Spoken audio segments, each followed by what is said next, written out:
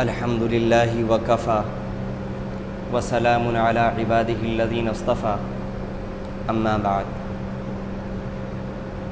فاعوذ باللہ من الشیطان الرجیم بسم اللہ الرحمن الرحیم قل ان کنتم تحبون اللہ فاتبعونی یحببکم اللہ ویغفر لکم ذنوبکم واللہ غفور الرحیم صدق اللہ العظیم۔ وقد قال النبی صلی اللہ علیہ وسلم المرء مع من احب او کما قال علیہ الصلاۃ والسلام۔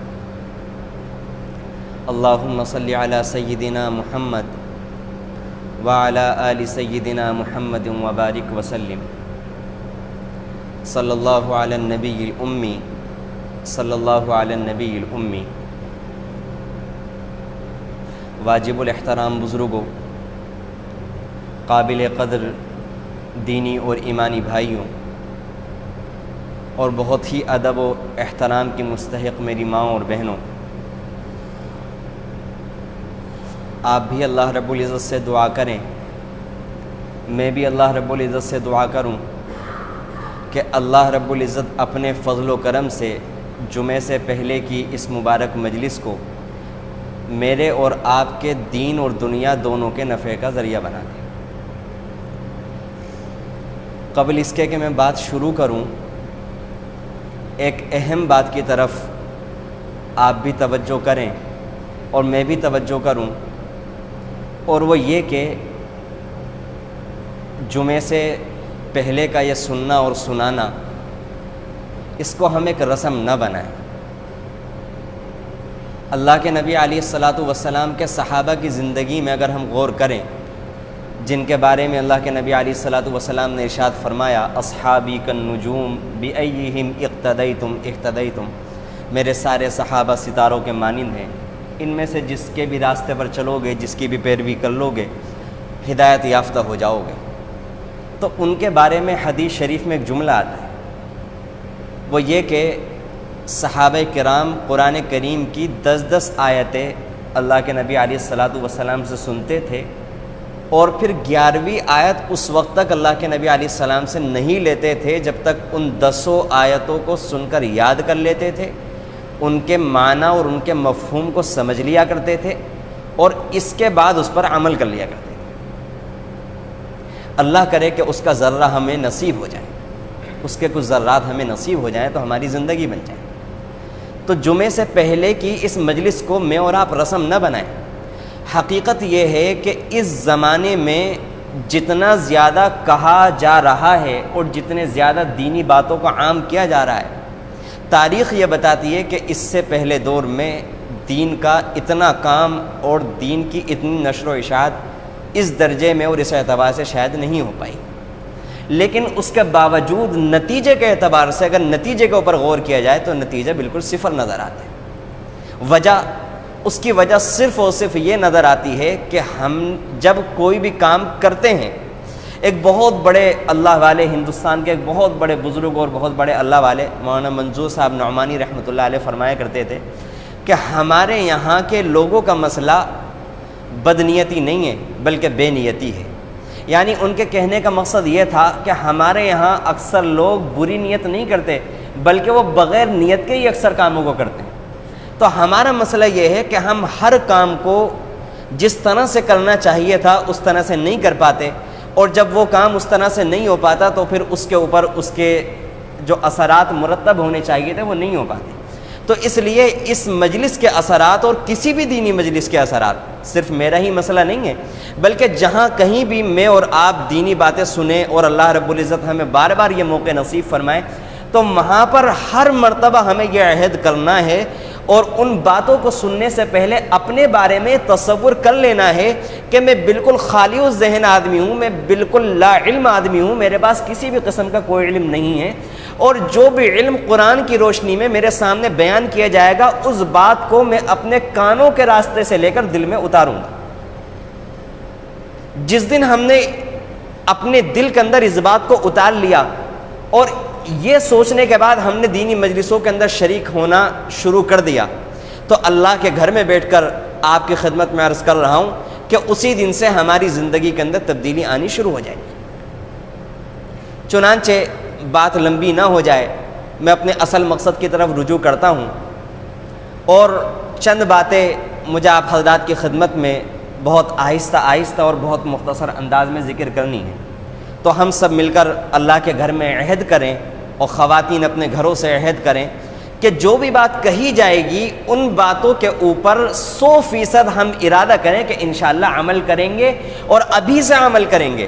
اور جو بھی کمی کوتاہی ہے اس کو ابھی سے دور کریں گے، تب فائدہ ہوگا، تب ہماری زندگیوں کے اندر تبدیلی آئے گی۔ نہیں تو ایک مرتبہ زندگی پوری ہو جائے، پھر مر جائیں، پھر زندہ ہو جائیں، پھر مر جائیں، خدا کی قسم 10 مرتبہ بھی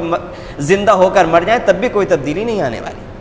اور اللہ بچائے ایسے کہنے سے اور ایسے سننے سے، اللہ ہم سب کی حفاظت فرمائے۔ ایک حدیث میں نے آپ کے سامنے ذکر کی، المرء مع من احب۔ اس حدیث کے مفہوم کو بیان کرنے سے پہلے ایک بات اور ذکر کرنا ضروری سمجھتا ہوں تاکہ اس حدیث کے مفہوم کو سمجھنے میں سہولت ہو، اور وہ یہ کہ عربی میں کہاوت ہے من احب شیئا اکثر ذکرہ، کہ انسان جس چیز کو محبوب رکھتا ہے، انسان کو جو چیز اچھی لگتی ہے، جو چیز بھی انسان کی پیاری ہوتی ہے، یہ فطری بات ہے، انسان کی فطرت کے اوپر یہ کہاوت بنائی گئی ہے، اکثر ذکرہ، کہ انسان اس کو بہت زیادہ یاد کرتا ہے، اس کا تذکرہ زیادہ کرتا ہے۔ یہ بالکل سچی کہاوت ہے، اور انسان کی فطرت کے، میری اور آپ کی فطرت کے 100% مطابق ہے۔ اس بات کی روشنی میں مرد حضرات بھی غور کریں، بڑے بھی بہت ادب کے ساتھ میں ان سے گزارش کر رہا ہوں غور کریں، اور ہماری خواتین بھی غور کریں کہ اگر یہ بات صحیح ہے، اور جیسا کہ 100% میں نے عرض کیا یہ بات صحیح ہے، تو اب اس بات کی روشنی میں ہم اپنی زندگی کا جائزہ لیں کہ میری اور آپ کی زندگی میں، ہمارے شب و روز میں، ہمارے ہفتوں اور مہینوں میں کس بات کا تذکرہ ہوتا ہے۔ آج اگر کسی بھی اللہ کے بندے کو پکڑ کر یہ پوچھا جائے کہ آپ سب سے زیادہ کس سے محبت کرتے ہیں، تو 100% اس کا یہی جواب ہوگا، بغیر کسی جھجک کے، بغیر کسی تردد کے، کہ میں اللہ سے محبت کرتا ہوں۔ لیکن معاملہ ایسا نہیں ہے۔ میں اور آپ اپنی زندگی کا جائزہ لیں کہ یہ کہاوت ہے عربی میں کہ انسان جس چیز سے محبت کرتا ہے اسی کا زیادہ تر تذکرہ کرتا ہے۔ اس بات کے بعد میں اور آپ اپنے دن کا جائزہ لیں کہ صبح آنکھ کھلتے ہی ہماری زبان سے نکلنے والا پہلا لفظ، ہماری دل میں آنے والا پہلا خیال، ہمارے دماغ میں پہلا آنے والی بات یہ کیا ہوتی ہے، اور ہم سب سے پہلے کس چیز کی طرف دوڑتے ہیں۔ ہماری زبان سے کیا اٹھتے ہی دعا نکلتی ہے، کیا اللہ کی طرف رجوع ہوتا ہے کہ اے اللہ آپ کا شکر اور آپ کا احسان کہ آپ نے رات کو عافیت سے سلایا، اچھے بستر دیے اور اچھا مکان دیا، عافیت کے ساتھ آپ نے سلایا، اے اللہ رات میں کوئی حادثہ نہیں ہوا، بہت ممکن تھا کہ رات کو سوتے وقت گھر کے کسی فرد کی طبیعت خراب ہو جاتی اور راتوں رات ہمیں ہاسپٹل جانا پڑتا، کوئی آگ لگ سکتی تھی، کوئی حادثہ ہو سکتا تھا، لیکن مالک آپ کا فضل و کرم کہ آپ نے بہت عافیت کے ساتھ سلایا اور عافیت کے ساتھ اٹھایا۔ اب ہم اٹھ گئے، ہم آپ سے دعا کرتے ہیں کہ پورے دن نیکی کے ساتھ ہماری زندگی پورا دن ہمارا نیکیوں کے ساتھ گزروا دیجیے۔ کیا ہمارا عمل یہ ہوتا ہے،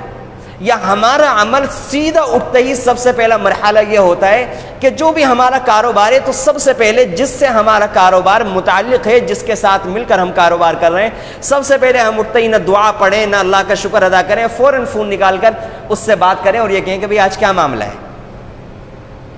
ہم اپنی زندگی کا یہاں جائزہ لیں کہ پورے دن میں ہم جن مجلسوں میں شریک ہوتے ہیں ان مجلسوں میں کس بات کا تذکرہ ہوتا ہے۔ کیا نمازوں کا تذکرہ ہوتا ہے؟ کیا اللہ کو منانے کا تذکرہ ہوتا ہے؟ کیا نگاہ کو نیچی رکھنے کی محنت کا تذکرہ ہوتا ہے؟ کیا ہماری زبان سے جھوٹ نہ نکلے ان باتوں کا تذکرہ ہوتا ہے؟ کیا ہم گانے سننا چھوڑ دیں ہماری مجلسوں میں ان باتوں کا تذکرہ ہوتا ہے؟ یا پھر ہماری مجلسوں میں صرف اور صرف ان لا یعنی اور ان فضول باتوں کا تذکرہ ہوتا ہے کہ جن سے نہ تو ہمارا کوئی دنیاوی فائدہ وابستہ ہے اور نہ کوئی دینی فائدہ وابستہ ہے؟ یہ میں اور آپ جائزہ لیں، من احب شیئا اکثر ذکرہ۔ اگر ہم اس بات کا تھوڑی دیر کے لیے سنجیدگی سے جائزہ لیں گے تو 1-1.5 منٹ کا جائزہ لینے کے بعد ہمارا دل، اگر ہم نے سچے دل کے ساتھ اپنا محاسبہ کیا تو اندر سے یہ جواب دے گا، ہماری طبیعت اس بات کا اقرار کرے گی کہ ہماری زندگی میں اللہ کو چھوڑ کر، قرآن کو چھوڑ کر اور دینی باتوں کو چھوڑ کر ساری باتوں کا تذکرہ ہوتا ہے۔ ایک ایک بات پر، زندگی کے ایک ایک پہلو کے اوپر بڑی باریکی سے نگاہ ہے. کل گھر میں کیا پکنا ہے اس کا ایک دن پہلے سے تذکرہ موجود ہے. گھر میں چینی ختم ہو رہی ہے یا نہیں ہو رہی اس کا بھی پہلے سے تذکرہ موجود ہے. گھر کے آٹے کا کیا عالم ہے اس کا بھی تذکرہ موجود ہے. میں یہ نہیں عرض کر رہا ہوں کہ یہ کوئی غلط بات ہے، یہ کوئی ناجائز کام ہے، اللہ نہ کرے، میرا قطعاً یہ ارادہ نہیں. یہ بہت مبارک اپنی جگہ بہت اچھی بات ہے، کریں، لیکن اس بات پر غور و فکر کریں کہ من احب شیئا اکثر ذکرہ. کہیں ایسا نہ ہو کہ یہ ہماری گھریلو باتیں، کہیں یہ ہمارا کاروبار، کہیں یہ ہمارے روزمرہ کے معمولات، کہیں یہ ہماری مجلسیں، کہیں یہ ہمارے وہ دوست، کہیں یہ ہماری وہ سوسائٹی، کہیں ہمارا یہ گلی کا ماحول، کہیں ہمارا یہ پڑوسی، اور کہیں ہماری یہ باتیں اور یہ ساری کی ساری یہ جو ہمارے اعمال ہیں، جو ساری ہماری روزمرہ کی کاوشیں، ایسا نہ ہو کہ یہ اللہ تعالیٰ سے ہمیں دور کرتے کرتے ایسا نہ ہو الامان والحفیظ ہمیں اللہ تعالیٰ سے کاٹ کر رکھ دے. اور ایک وقت ایسا آئے کہ انسان اس تصور میں رہ جائے، محض اس خیال میں باقی رہ جائے کہ میں اللہ کا بندہ، میں اللہ کا بندہ، میں اللہ کا بندہ، اور اللہ کہہ دے میرے بندے میں نے تو تجھے کب سے اپنی بندگی سے نکال دیا، تو میرا بندہ ہے ہی نہیں، میں تو تجھے ماننے کے لیے تیار ہی نہیں ہوں. دنیا میں آپ اور ہم غور کریں. ہمارا مسئلہ یہ ہے کہ ہم نے بہت دین کی باتوں کو سنا. پرانے زمانے کے لوگ شاید دین کی باتوں کو اتنا نہیں سنا کرتے تھے جتنا آج کے زمانے میں نوجوانوں کو اور بڑے بزرگوں کو دین کی باتیں معلوم ہیں. لیکن ان کی زندگی میں ایک پہلو یہ تھا کہ وہ تنہا دین کی باتوں کو سنا نہیں کرتے تھے، بلکہ دین کی باتوں کو سننے کے بعد اس پر غور کیا کرتے تھے کیا بات کہی گئی. وہی درخواست میں آج آپ سے کر رہا ہوں، اپنے بزرگوں سے بہت ادب کے ساتھ، اپنے نوجوانوں سے بہت خصوصی توجہ چاہتے ہوئے کہ میرے نوجوانوں، میرے پیاروں، غور کرو. آج کون سا ماحول ہے، آنکھیں کھول کر کے جیو. پہلے ہم لوگ یہ سنا کرتے تھے کہ پڑوس کے ماحول میں یہ ہو رہا ہے. اللہ کرے جو اشارہ میں کرنا چاہتا ہوں وہ اشارہ میں آپ لوگوں تک منتقل کر سکوں، پہنچا سکوں. اپنی خواتین سے بھی بڑے ادب کے ساتھ گزارش کر رہا ہوں کہ وہ بھی اس طرف توجہ کریں. اپنے مردوں سے، بوڑھوں سے، جوانوں سے، چھوٹوں سے، سب سے انتہائی ادب کے ساتھ گزارش کر رہا ہوں کہ پہلے ہم بچپن میں یہ سنا کرتے تھے کہ پڑوسی ملک کے یہ حالات ہیں،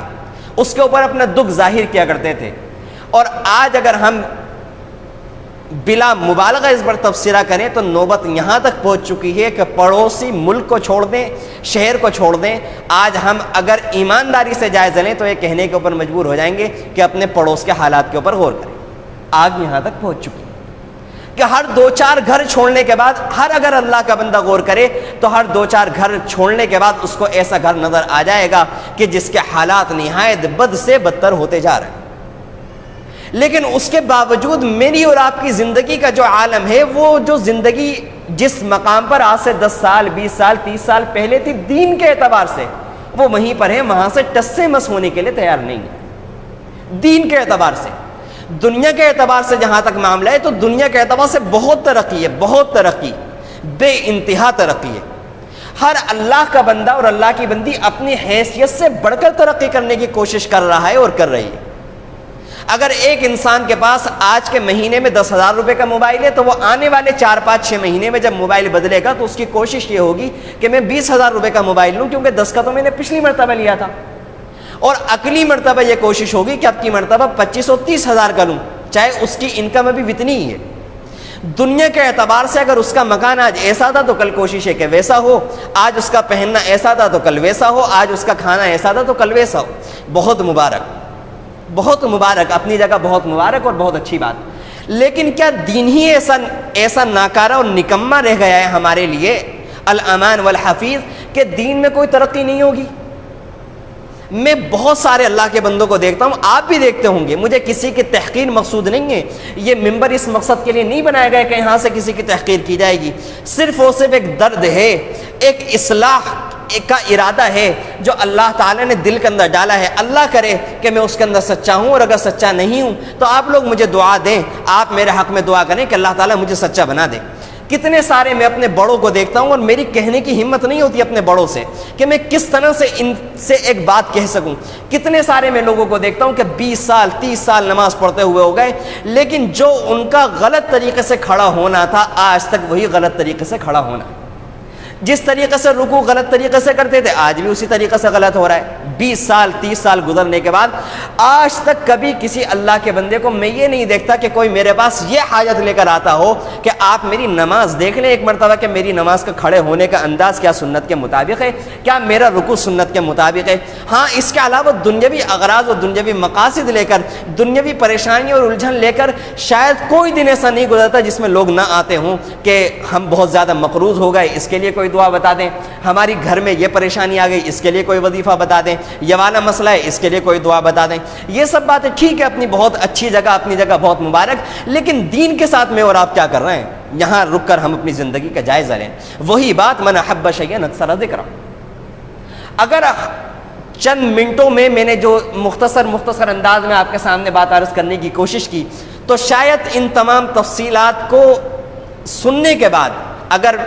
ہم نے دل کے کانوں سے سنا ہے اس بات کو، تو ہم بغیر کسی تردد کے اس نتیجے پر پہنچ چکے ہوں گے کہ ہماری زبانوں پر دین کو چھوڑ کر اور اللہ کی محبت اور اللہ تعالی کی عظمت کو چھوڑ کر ساری چیزوں کا تذکرہ ہوتا ہے۔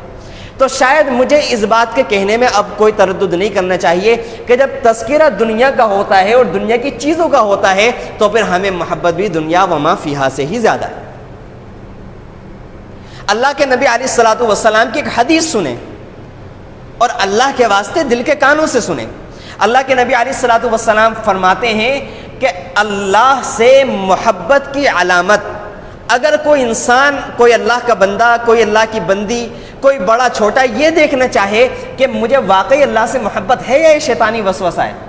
تو بہت ایک چھوٹی سی بات لیکن بڑی گہری بات، اللہ کے نبی نے فرمایا کہ جس انسان کو اللہ کے تذکرے سے محبت ہے، جس انسان کو اللہ کی یاد میں بیٹھنا، اللہ کی یاد میں وقت گزارنا، اللہ کا تذکرہ سننا، اللہ کے سامنے ہاتھ باندھ کر نماز میں کھڑا ہو جانا، اللہ کا کلام پاک سننا، اللہ کا کلام پاک کی تلاوت کرنا، اللہ کے نام کی تسبیح پڑھنا، اگر کسی اللہ کے بندے کو ان کاموں میں وقت گزارنا اچھا لگتا ہے، وہ بندہ مطمئن ہو جائے یہ اس بات کی علامت ہے کہ اس کو اللہ سے محبت ہے۔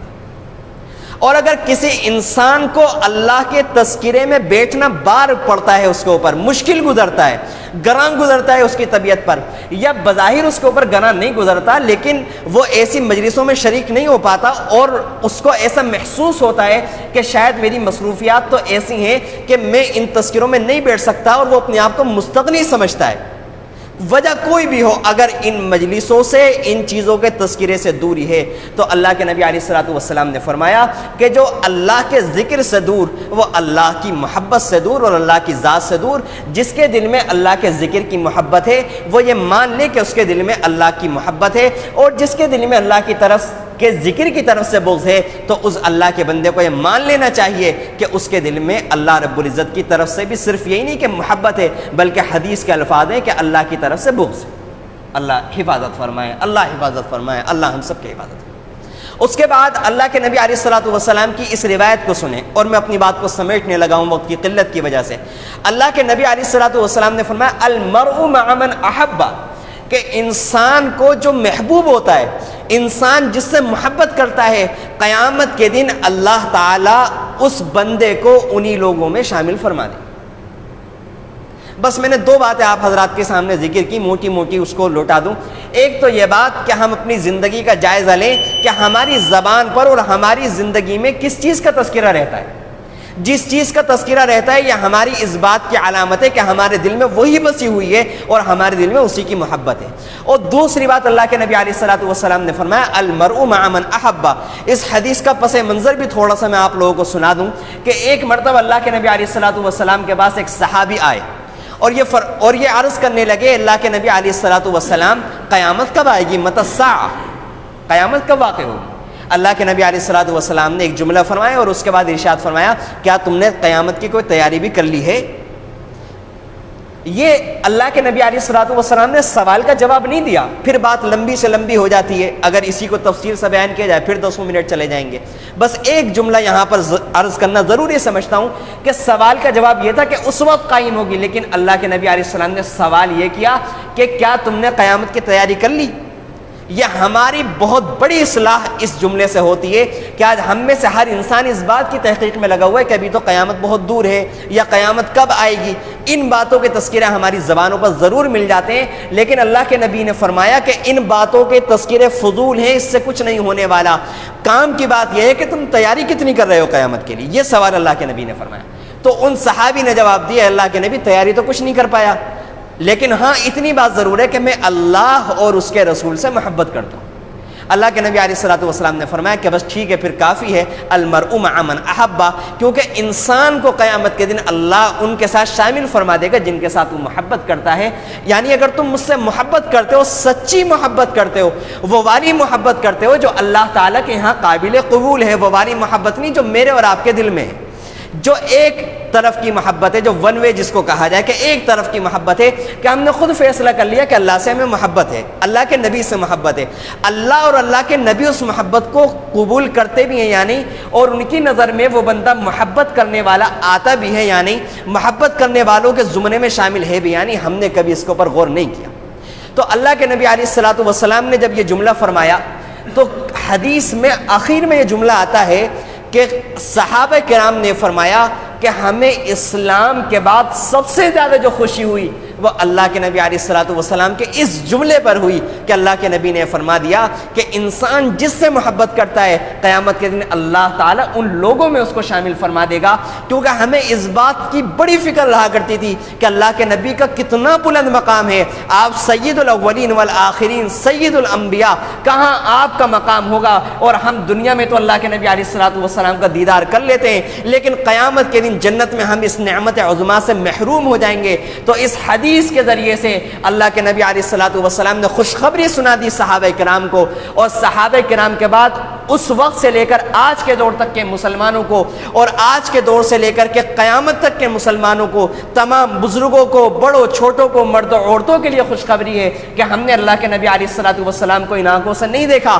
اللہ کے نبی کی صحبت نہیں اٹھا سکے، لیکن ہمارے لیے کتنی بڑی تسلی ہے، کتنا بڑا خوشی کا سامان ہے، کتنا بڑا انعام ہے کہ اگر ہم نے وہ زندگی گزار لی کہ جو اللہ کے نبی علیہ الصلوۃ والسلام نے جس کا نمونہ پیش کیا، تو ہم اللہ اور اس کے رسول کے محبوب لوگوں میں شامل ہو جائیں گے، اور پھر قیامت کے دن اللہ تعالیٰ ہمارا حشر ان لوگوں کے ساتھ فرما دیں گے۔ شروع میں جو میں نے آیت ذکر کی تھی وہ یہ تھی کہ اللہ تعالیٰ نے فرمایا اے نبی آپ ان لوگوں سے یوں کہیے، ان کنتم تحبون اللہ، اگر تم یوں کہتے ہو کہ ہم اللہ سے محبت کرتے ہیں، فاتبعونی، اگر اللہ سے محبت واقعی کرتے ہو تو اس کا معیار یہ ہے، اے نبی ان سے کہہ دیجئے اتبعونی، کہ تمہیں میری پیروی کرنی پڑے گی، یعنی اللہ کے نبی علیہ الصلوۃ والسلام نے جو زندگی گزارنے کا طریقہ دیا ہے اس کے مطابق زندگی گزارنی پڑے گی۔ یحببکم اللہ، اس سے یہ ہوگا کہ پہلے تم اللہ سے محبت کرنا چاہتے تھے، اب اللہ کا کیا انداز ہے، کیا پیار ہے اللہ تعالیٰ کا بیان کرنے کا۔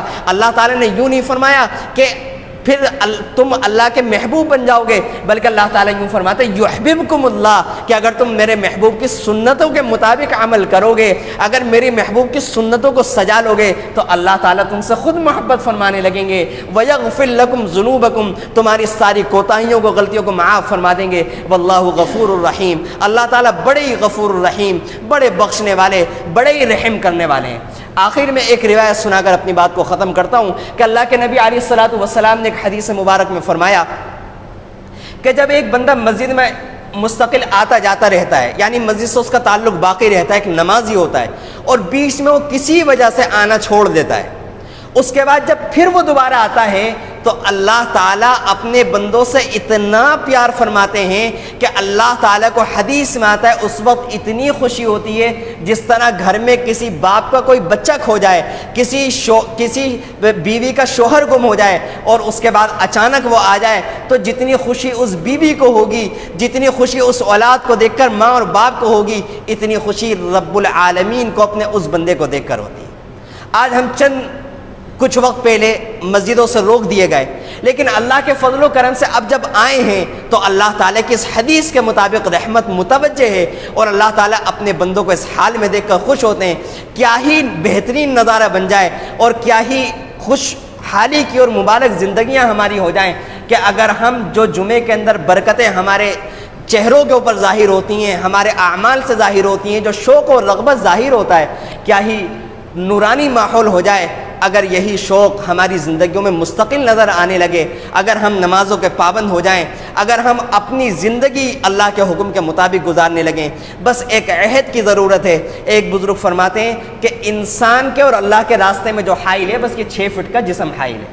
اگر انسان اس 6 فٹ کے جسم کی گردن کے اوپر، اپنے جسم کی گردن کے اوپر پیر رکھ دے تو اگلا قدم اللہ تعالیٰ کے پاس پہنچ جاتا ہے۔ بس ہمیں تھوڑی سی ہمت کرنے کی ضرورت ہے، اللہ سے وعدہ کریں، اللہ سے عہد کریں، ایک نئی امید پیدا کریں، ایک نئی امنگ پیدا کریں، ایک نیا عہد کریں۔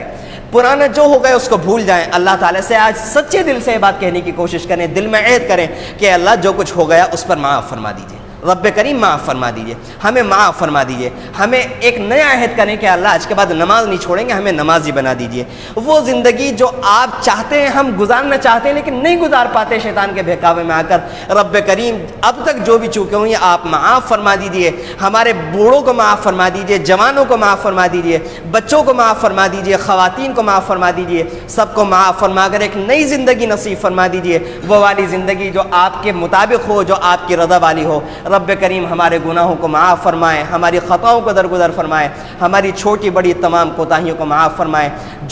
جن مرحومین کا انتقال ہوا، رب کریم ان تمام کی مغفرت فرمائے، اور ہماری تمام دینی و دنیاوی ضرورتوں کو رب کریم اپنے فضل و کرم سے پورا فرمائے۔ وآخر دعوانا الحمدللہ رب العالمین۔